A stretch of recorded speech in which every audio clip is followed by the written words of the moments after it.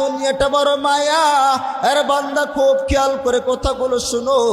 একটা মুরগির বাচ্চা যখন দুনিয়ার জমিনে হয়, এই মুরগিটা বাচ্চা ছেড়ে কোথাও যায় না। এই বাচ্চাকে যদি একটা পাখি সবল মারতে আসে, ওই মা ওই পাখিটাকে জড়াই ধরতে যায়, ওই পাখিকে ধরতে যায়। কারণ এটা হলো মায়া, মায়া, মায়া। আল্লাহ রব্বুল আলামিন বলছেন, বান্দা শোনো, দুনিয়ার জমিনে আমি তোমাকে এত লম্বা হায়াত দিলাম, কিন্তু এত লম্বা হায়াত পাওয়ার পরেও কেন তোমরা আমার আল্লাহকে চিনলা না?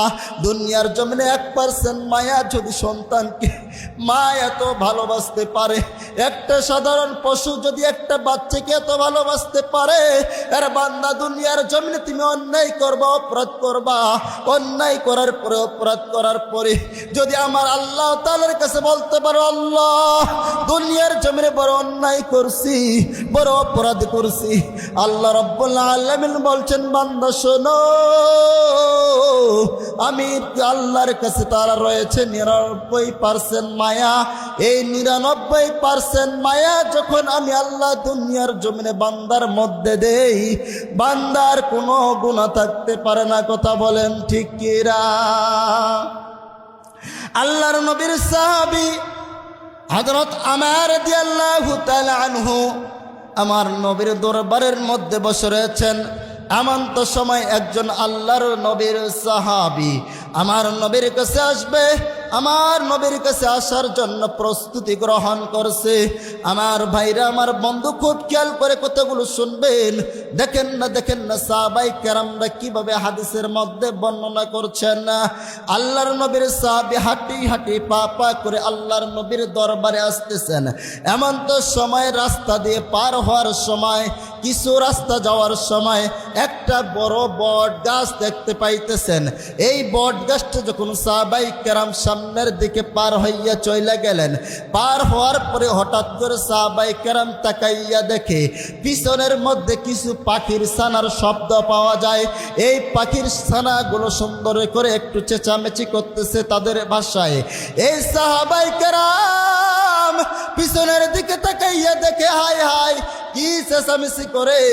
এই সাহাবায়ে কেরাম সামনের দিকে একটু হাঁটে, আবার পিছনের দিকে তাকায়। সাহাবায়ে কেরাম চিন্তা করলো, হায় হায়, যতই সামনের দিকে আমি চলি, পিছনে কেন জানি পাখির বাচ্চার আওয়াজ শুনতে পাই। সাহাবায়ে কেরাম আর সামনের দিকে আগায় না। এবার পিছনের দিকে ঘুরিয়া দেখে একটা বট গাছের ছায়ার তলে কিছু পাখির বাচ্চা, কিছু পাখির ছানা ওই গাছের নিচে পড়ে আছে। আর পাখির ছানাগুলো সেখানে পরে গিয়ে শুধু চেঁচামেচি করতেছে। ওই সাহাবায়ে কেরাম দেখতেছে পাখির ছানাগুলো চেঁচামেচি করতেছে, আর পাখির ছানার যে মাটা রয়েছে ওই মাটা শুধু উপরে ঘোরাঘুরি করতেছে। আরে বন্ধু, খুব খেয়াল করে কথাগুলো শোনো। আমার আল্লাহ রব্বুল আলামিন কেমন দুনিয়ার মধ্যে মায়া দিয়েছেন, পাখির মধ্যে কেমন মায়া দিয়েছেন, সন্তানের প্রতি কেমন মায়া দিয়েছেন, বাবার প্রতি সন্তানের কেমন মায়া দিয়েছেন। আমার ভাইরা, আমার বন্ধুরে, আল্লাহ রব্বুল আলামিন শুধু 1% মায়া। ওই সাহাবী পিছনের দিকে তাকাইয়া দেখে পাখির ছানাগুলো যখন চেঁচামেচি করতেছে, ওই পাখির ছানার মাটা আশেপাশে ঘোরাঘুরি করতেছে। এক পর্যায়ে যখন ওই সাহাবী ওই পাখির বাচ্চাগুলো নিয়ে চাদরের মধ্যে লুকাইয়া নিলেন, মাটা মাথার উপরে বারবার আসে আর মাথার মধ্যে সবল মারে।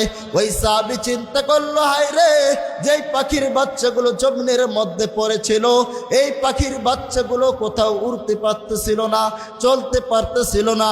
এই পাখির ছানাগুলোকে আমি যখন তুলিয়া নিলাম, ওই পাখির ছানাগুলো আমার চাদরের মধ্যে চুপ হয়ে গেল, কিন্তু মা আর কোথাও যায় না।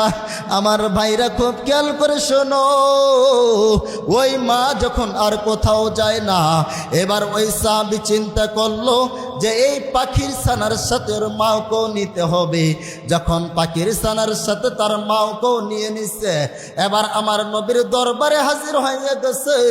আমার নবী ডাক বলেন, সাহাবাই কেরাম, তোমার চাদরের মধ্যে কি যেন আওয়াজ করতেছে, তোমার চাদরের মধ্যে কি যেন চেঁচামেচি করতেছে।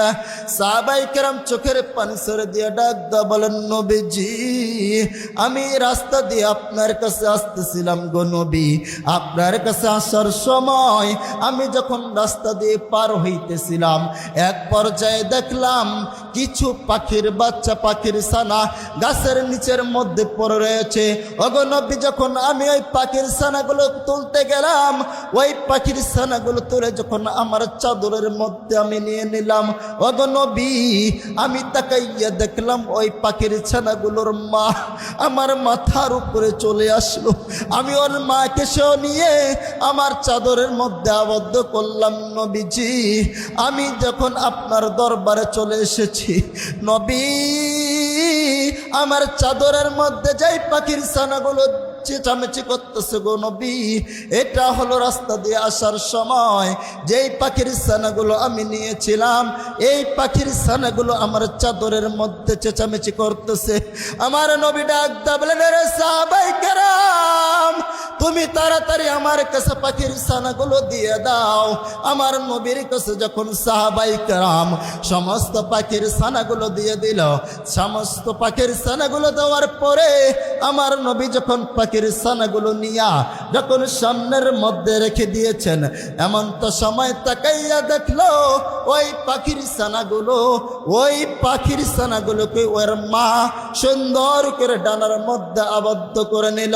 আরে মুসলমান নবীর উম্মতের দল, এই ঘটনাটি কেন বললাম রে বন্ধু, একটু দিলের কানটা লাগায় কথাগুলো শোনো। কারণ দুনিয়ার জমিনে বান্দা তোমাকে আল্লাহ রাব্বুল আলামিন বড় মহব্বত করে, দুনিয়ার জমিনে বড় আল্লাহ তোমাদের ভালোবাসে। 1% মায়া দিয়ে যদি দুনিয়ার জমিনে একটা পাখি একটা মাকে না ছাড়তে পারে রে মুসলমান, আজকে মুসলমান হইয়া আমার আল্লাহ তাআলার কত হুকুম আমরাও অমান্য করি। আমার আল্লাহ রাব্বুল আলামিন যদি আপনার আমার উপরে বেজার হইয়া যাইতো, আরে মুসলমান, দুনিয়ার জমিনে আমাদের আর বাঁচার লাগতো না।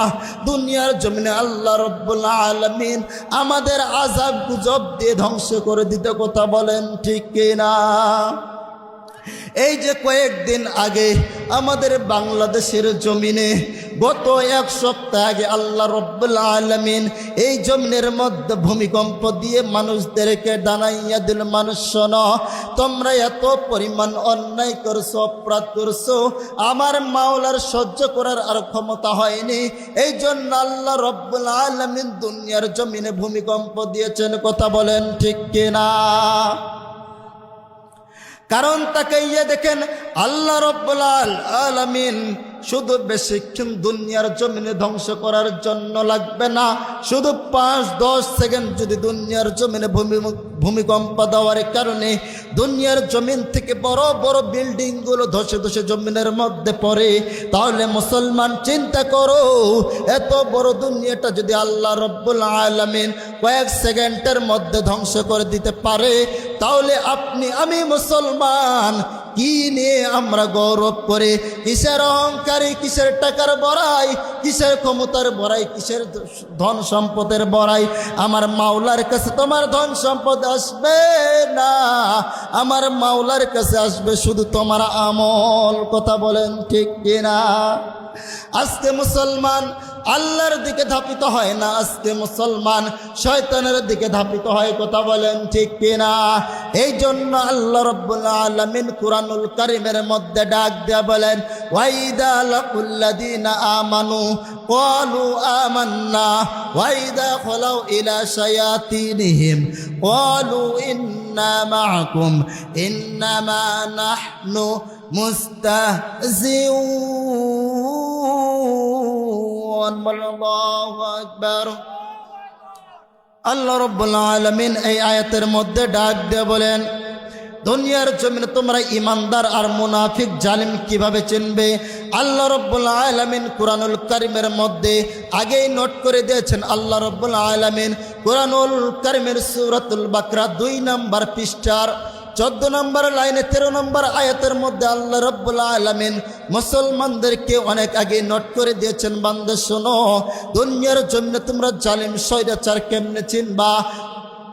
আল্লাহ রাব্বুল আলামিন বলছেন, দুনিয়ার জমিনে তোমরা তখনই স্বৈরাচার চিনবা যেই মানুষটা ইমানদারের সাথে চলে আবার তারা বেঈমানের সাথে চলাফেরা করবে। মনে রাখবেন, এই মানুষটাই হলো দুনিয়ার জমিনে সব থেকে ইসলামের শত্রু। কথা বলেন ঠিক কিনা? তার বাস্তব প্রমাণ হলো আব্দুল্লাহ ইবনে উবাই। আল্লাহ রাসূল সাল্লাল্লাহু আলাইহি ওয়াসাল্লামের পিছনেও সালাত আদায় করেছেন, আল্লাহ রাসূলের সাথেও চলাফেরা করছেন, আল্লাহ রাসূলের সাথেও বিভিন্ন জায়গার মধ্যে গিয়েছেন, কিন্তু সে জালিমদের সাথে চলাফেরার কারণে সেই মুনাফিক অবস্থায় থেকে দুনিয়ার জমিনে বিদায় নিয়েছে। কথা বলেন ঠিক কিনা? আব্দুল্লাহ উবাই তার বাস্তব প্রমাণ। সে আবু জেহেলের দল করত। আজকে মুসলমান দলের কারণে আমরা নিজে নিজে ভাইয়ের মধ্যে দণ্ড লাগাই। আজকে দলের কারণে আমরা মুসলমানিত্ব হারাই ফেলাই। আজকে দলের কারণে একটা চার বিনিময় আমাদের ইমানটাকে আমরা নষ্ট করে ফেলাই। কথা বলেন ঠিক কিনা? আর ভাইরা আমার বন্ধুগণ, খুব খেয়াল করে কথাগুলো শুনবেন, কোনো দিকে নজর দিবেন না। আল্লাহ রাব্বুল আলামিন পৃথিবীর মানুষদেরকে ডাক দা বলেন, মানুষ শোনো, দুনিয়ার জমিনে যখন তোমরা অন্যায় করবা, অপরাধ করবা, জুলুম করবা, এরপর আমার আল্লাহ তাআলার কাছে আসবা, আমি আল্লাহ রাব্বুল আলামিন ক্ষমা করে দেব। আরে বন্ধু, খুব খেয়াল করে কথাগুলো শুনেন। আল্লাহ রাব্বুল আলামিনের একজন সাহাবী নাম হলো সালামা রাদিয়াল্লাহু তাআলা আনহু, দুনিয়ার জমিনে অন্যায় করে ফেলছে, দুনিয়ার জমিনে অপরাধ করে ফেলছে, এরপরও আমার আল্লাহ তাআলার কাছে সে বড় অপরাধ স্বীকার করেছে। সাহাবায়ে কেরামদের যদি অন্যায় হতো, অপরাধ হতো, আমার মাওলা তাআলার কাছে ক্ষমা না নেওয়া পর্যন্ত তারা আর শান্তিতে থাকতে পারতো না। কথা বলেন ঠিক কিনা?